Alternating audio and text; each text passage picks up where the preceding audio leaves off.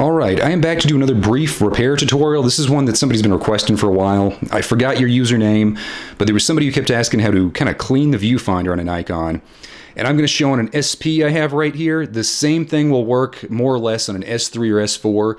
The S's and S2s are a little bit different, and they can be a little harder to clean, but I don't think they require cleaning quite as often. But there's a trick to the later models that I'm going to show you right here. So obviously first you're going to want to take off the lens. I always kind of retract the helicoil to the lock position. Then you will need a small screwdriver. I have a couple. This is one that came with something out of China, some thing I ordered off of one of those websites, and it has a little Phillips head on this end and a little flat head on this end, and you just need a very small flathead screwdriver. I have this one. It's some old IBM promo thing, and it also has a very small flathead screwdriver.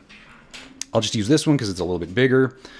So what you do is you have a couple of screws. You have one here, one here, one here, and then of course one kind of hidden over here on the SP where it'll be a little more obvious on the front on an S3 or S4. Now I'm going to take off the screws.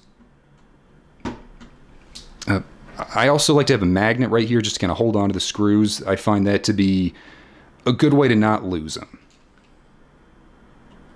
Alright, trying to work my way around the camera. So I usually like to do sort of spare tire method where I loosen all of them and then come back and take them out just for, I guess, consistency and kind of, I don't know. I'm not a very mechanically inclined person, but I've heard this is the way you're supposed to actually unscrew most things, and I try to do it that way. It's a little tricky to get that one. Oh boy. Have to forgive me, the camera's kind of getting in the way, but I kind of loosen that one up a little bit. Then we have this one over here. Okay, so they're all loosened, and I am just going to go ahead and kind of pull them out.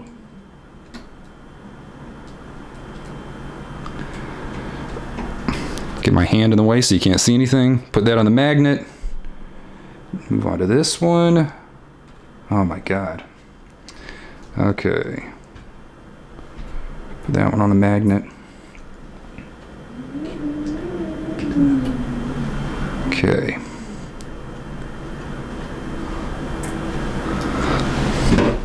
And lastly, this one over here that's kind of hidden. Okay, hopefully it doesn't fall when I... Okay.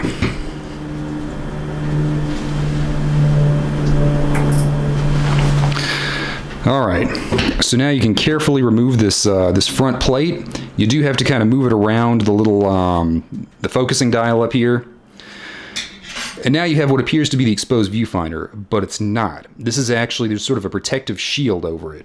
And you're going to have to take and remove a few more screws, one right here, two here, and then there's I'm trying to remember now. I think this one up here at the very top, you just have to loosen it slightly. You can't really take it out because it's kind of jammed in there, but you just loosen it a little bit, and that should be enough for the front window to come off.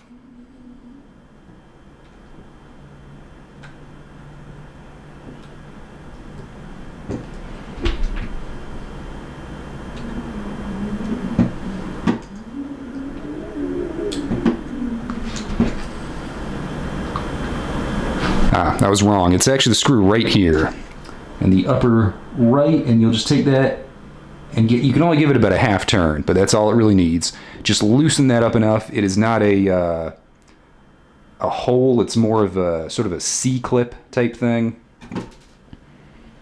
Okay. Try to keep this over here by the magnet. These are very short screws. They come out pretty easily, but they can be very easy to lose if you're not really paying attention. Okay. A little bit more on that one, come on. Alright, now you should be able to remove this little plate right here. And you'll notice, it's not going to show up very well, but it's actually made out of sort of a glass type material, a thin glass. And if you clean off the inside of this and sort of the front elements here, you're usually good to go, and the viewfinder will be much clearer. This is where most of the haze builds up, and a lot of times fungus and stuff. I usually just use a Q-tip. I'll usually dip it in a mixture of part isopropyl alcohol that's kind of cut with water and just kind of carefully clean it. You can also use these little air blower things. I'm not a huge fan of them, but I think they work pretty well in kind of cleaning everything out. Once you've cleaned it, you put it all back together, and you're pretty much good to go. And you can see there's actually a second sort of protective plate there that lets you get a little more access, especially to the wide angle finder. And I've heard a lot of people say those do kind of accumulate dust a little more, or it might just be more obvious because it's a smaller, wider finder. But that might be a good place to use the little air thing and kind of spray in there and try to clean it out. Again, you can kind of get the cotton swabs and kind of carefully rub on the front of these. I would try to use something very gentle because there are coatings on here. You can use the half alcohol mixture, like I said before, but I know some people will say that's not the best thing to use. But I think it's better than a lot of the alternatives. And yeah, that's pretty much my advice there. That's usually pretty adequate for cleaning the viewfinders. And of course, to put it back together, you just kind of reverse the process. You make sure everything's lined up, tighten all the screws, and put the front plate back on. I won't show it here because it's a little tedious and it's very hard to do it with the camera in the way. But that is essentially a very easy, effective way to try to clean the viewfinder. That'll get rid of a lot of your haze and a lot of times dust. If you see big particles of dust in the viewfinder, usually it's in this front piece. It's not actually in the middle element like people would assume. It's just kind of stuck up there in the front. So this is a very simple, easy way to clean the viewfinder of a lot of your early Nikons. Hopefully that helps, and hopefully you enjoyed it, and thanks for watching.